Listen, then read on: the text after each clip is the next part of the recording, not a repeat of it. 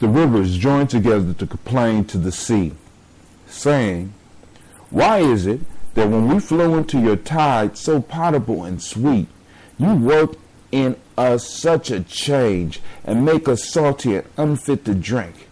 The sea, perceiving that they intended to throw the blame on him, said, "Pray, cease to flow into me, and then you will not be made briny." This is Brother High Tim, and I'd like to welcome you to Gianni Journey Radio, a Heart of a Symbol Productions. And we strive to blow up your old paradigm.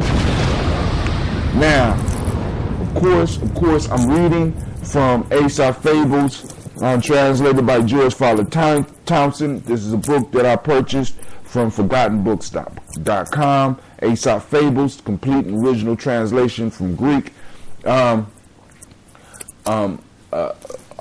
Insanely rich in wisdom. I mean, this is wisdom mining at its finest. Outside of the African openness to the Tree of Life, I mean, Aesop Fables have been a blessing to me. Now, saying all that, this story is the rivers and the sea. The rivers and the sea. And as you heard when we started out, we got the rivers all come together to complain to the sea about how they come down to them. We flow into you. We bring our sweet waters and we do this all the time. And you take our water and you turn it salty, make it briny, make it useless to anybody. No, only animals out there that can really live on seawater are sea animals. You know what I'm saying? They have who have adapted to be able to extract the salt and get the water from the sea. And the sea just gave a simple reply. This is a very short one, and this is why a lot of times I say these folk tales aren't just for kids. I mean, there's important lessons that the kids can get, but at adult level, it's just crazy. The sea gives a simple response: stop flowing into me. Now, there's a relationship here. There's a relationship between the seas and the seas and the rivers. The rivers usually start up high in mountains, and they build up and flow from rainfall that falls down to the mountains and to the earth, and all that water runs to the rivers, and the rivers run and provide water for areas, long areas, like the Nile is 4,100 miles long, but it ends at the Red Sea. Just like the Amazon River, it flows all the way into the Atlantic, I think. You know what I'm saying? They flow, and along the way they provide the water that much of the life, well, at least a portion of the life on the planet Earth needs to survive. And they're complaining to the sea. The sea is salty. You know what I'm saying?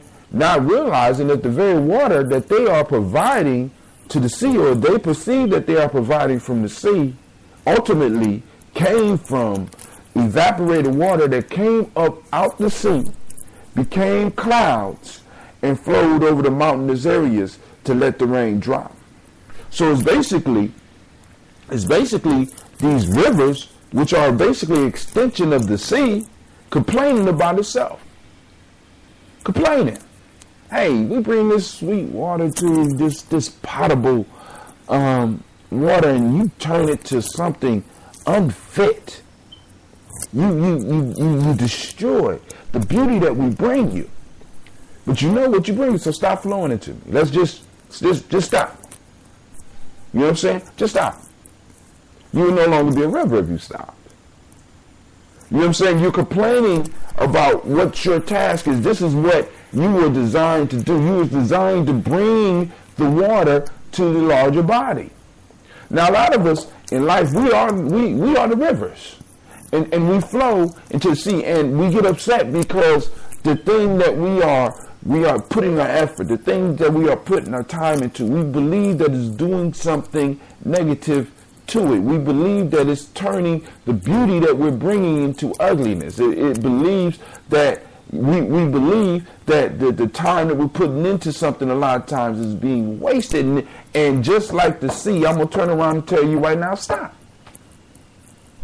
You know what I'm saying? Now, why don't you stop?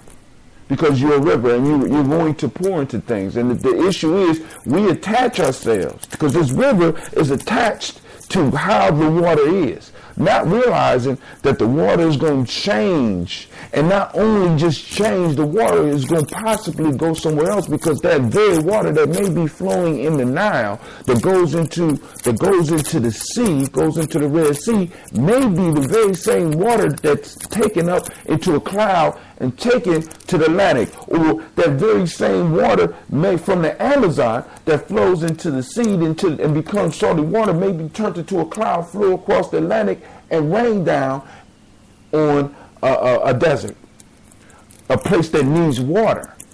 You know what I'm saying? A lot of times we're more concerned about what we're giving.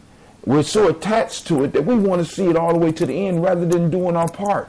The rivers are worried about the ocean's job. They worry about what the ocean is supposed to do, or what the sea is supposed to do. They're not concerned about what they are supposed to do. Are they being the best rivers they can be? Are they doing all that they're supposed to do as a river?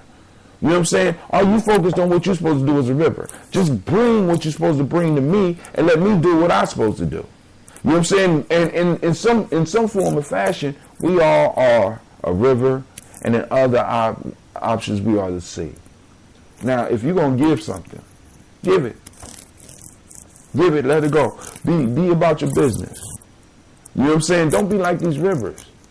We're going to come together, we're going to complain about what you're doing to the water we're giving you. What you care about the water that I'm giving you? I mean, why do you care about the water that you're giving me?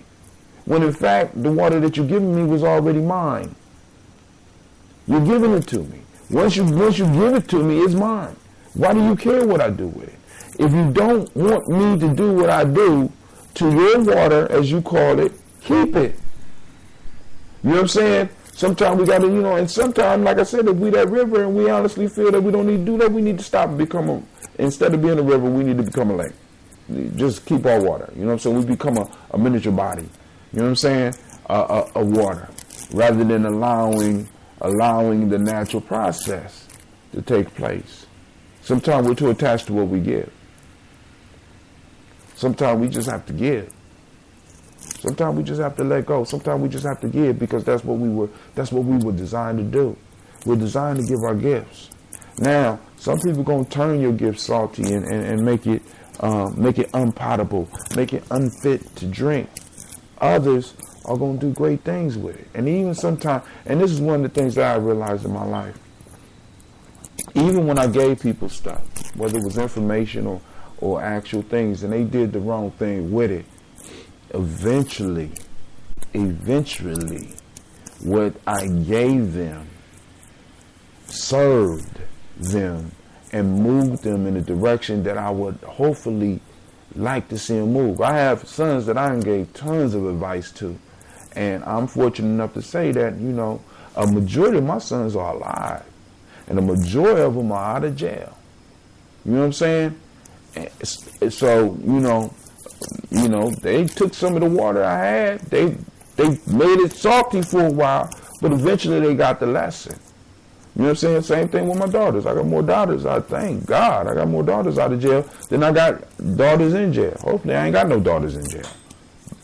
But matter of fact, anybody know if I got any daughters in jail, hit me up. It's Brother Tim saying, I'd like to thank you for tuning in to Folk Tales for Grown Folks. Listen, this is my #1 show.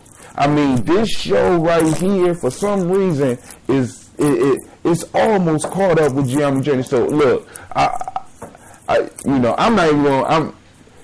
even know how to show my gratitude, because You that listen to Folk Tales for Grown Folks, you truly inspire me. And once again, I put the offer out there. Now, I have an archive site that I need to let you know about.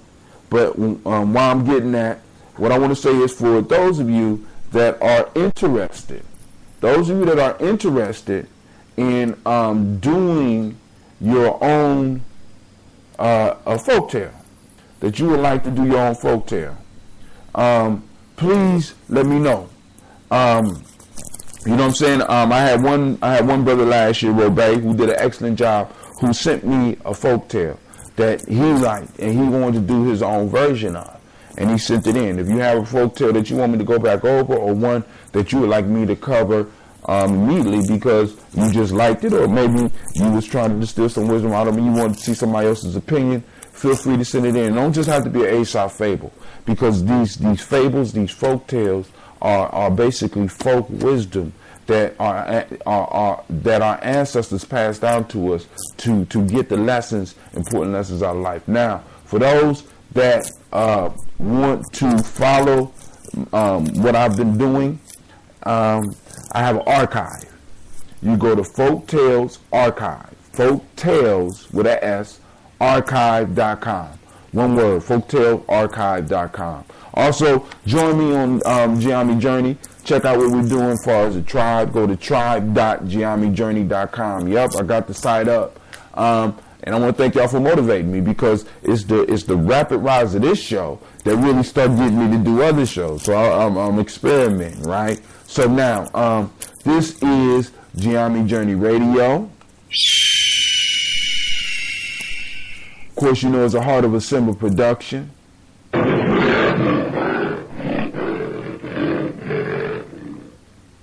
And I'm striving to blow up your old paradigm.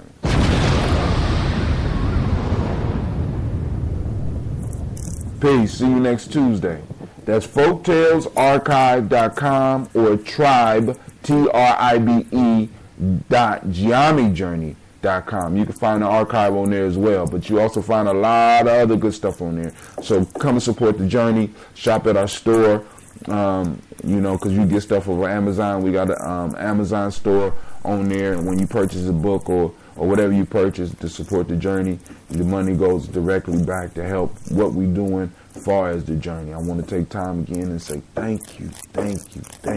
And I hope you're getting something out of it. And if you are one of the regular listeners, drop me a line. Let me know who you are.